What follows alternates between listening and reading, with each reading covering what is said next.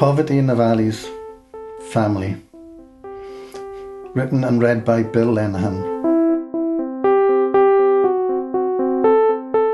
I just got in from work, another day, just like any other really. Later than usual, as I called round to see my sister. She lives not far from me with her husband and children.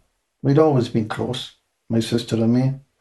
I brought her to Australia with me when she was 15. I turned on the TV to watch the news. As the headlines came up, it said, "The Duke of Windsor dies." I sat down to listen. So this man who promised so much, but gave nothing, had died. It all came back to me.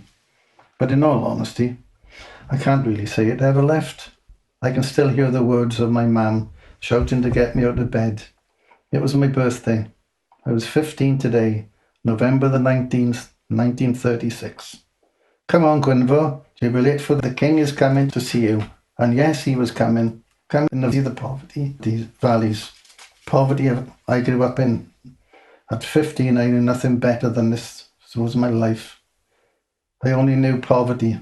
It was normal in the valleys back then. "You better get your sister up as well," she shouted. "What about Dad?" I said. She didn't answer. I knew better than to ask twice. I'd heard him come in. He woke me with his shouting at Mum. It was nothing unusual these days. I went upstairs to wake my sister Rhiannon. She was only 5. She was already awake. She smiled at me when I walked in. She always had a smile. "Come on," I said, "time to get up. The King is coming to see me and you today. But only if you behave." "No," she said, "I'll stay in bed. And if he wants, he can come and see me here. But he better have some sweets." Suddenly I pulled the bedclothes from her, picked her up, I put her over my shoulder and carried her down the stairs. She laughed all the way. When I took her into the kitchen, Mum had a smile on her face. "You're going to drop her," she said. "She's no longer a baby." But I was big for my age. We all lined the streets. I'd never seen so many people. The King was coming to the valleys, and everyone said things would change. It was overcast. It rained a bit, but that didn't matter. The shadow that was covered the valley seemed to lift. I'd never before seen so many smiling faces. I watched as he inspected the recreation area that the men had created from a tip. People jostled to get close to the man, the king that would save the valleys and his people. "Things will have to change," was his battle cry for the valleys. And they did. They just got worse. The optimism of the community that created the recreation area was thrown into the tip which lay below, with all other dreams and aspirations. The King and all his promises of hope abdicated. The valleys were once more abandoned. A cloud again settled over the valley. As it did, I watched as my father became more withdrawn.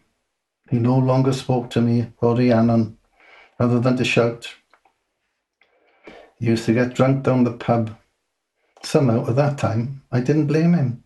I blamed the landlord. I reasoned that he knew we had no money. I mean, hardly anyone did. But still he sold them beer. How can you keep giving beer to someone who can't hardly stand, knowing that he had a wife and kids to feed? To this day, I've never drank any alcohol. It was easy to blame the landlord that way. I could still love my father, despite the beatings. Mum told me to stay out of the house until he went to sleep, or he'd beat you again. I wasn't worried about me. It was the beating he was giving Mum. He came home. I was sitting by the hob. Rhiannon was sitting in his chair. He motioned for her to get up, but she didn't. She could be a stubborn sod. He raised his hand to hit her. I was up like a flash and held his arm back. Mum was between us. He looked at me. I saw hate in his eyes. We used to have such happy times, me and my dad. But I couldn't remember any. I only knew that somehow things would get worse. And they did.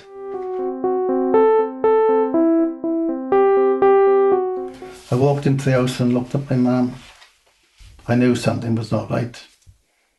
Things had been getting worse. "Where's Rhiannon?" I said. She tried to say something but couldn't. She just burst into tears. I walked towards her and turned her to face me. She tried to hide her face.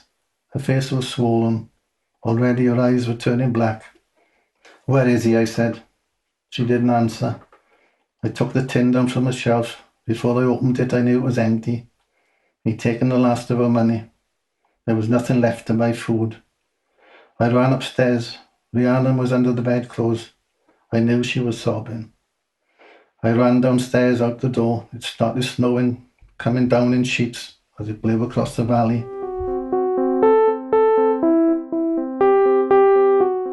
I reached the pub. The Prince of Wales. The Prince of bloody Wales, I thought. All promises of hope and lies. As I pushed open the door, he saw me. Coming towards me, pushed me into the porch.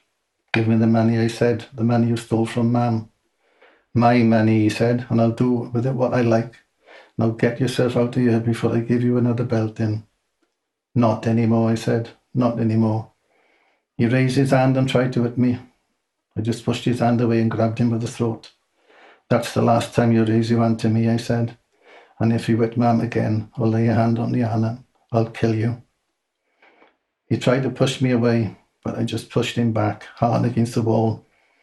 His head hit the back. I never once saw an expression on his face. This was my father. What had happened to him? I held him and put my hand in his coat pocket where I knew he kept his money and took what was left of what he had stolen from my mum. People in the bar were stood up. I saw them through the glass in the door. These are our friends, neighbours, but they did nothing. Putting the money in my pocket, I walked out. The snow was falling harder. I never looked back to see if my father was all right. When he went down the pub, he never looked back on us. My father never returned that night. My mother was concerned because it had snowed all night and the drifts were deep. The wind was still blowing when I went out looking for him, but no one had seen him. It wasn't until the snow thawed was he found. He was lying at the bottom of the colliery road. It was a steep embankment. They said that was how he sustained his injuries, but it had been the cold that had killed him. Things started to change in the valley. People were gossiping. They started to avoid us. Slowly I felt that I was no longer part of the community. Mum struggled and I did my best to get help, getting any work I could, but she became ill with consumption and died. She was 39 years old. I still see her face before me. I held her as she lay dying. Her last words to me were, "Did you do it?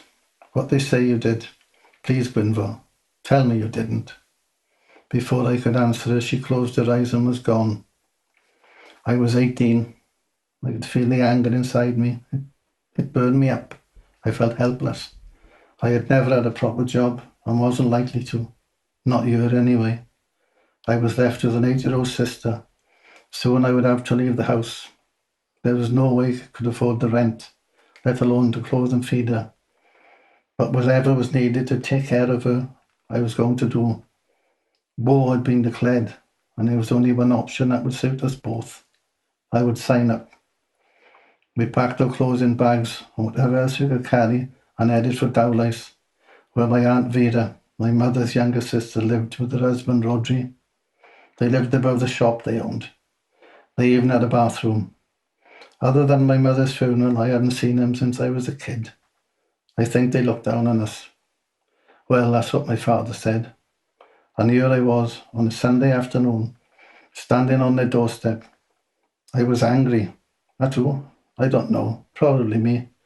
We sat at the kitchen table where my sister played with their oldest child, a girl.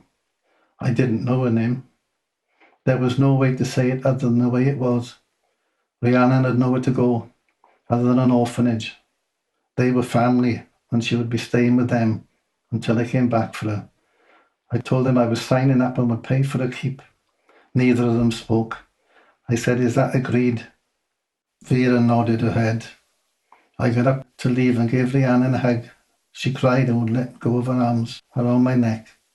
Finally, I managed to prise her arms from me. "I promise you," I said, "once all this is over, I will come back for you." Turning, I walked to the door. I didn't want her to see my tears. Rodri followed me to the door. I told him I trusted them. Don't let Rhiannon down, I said. She's part of your family now, isn't she? Of course she is, she said. We look after her for you. I shook his hand and walked down the street.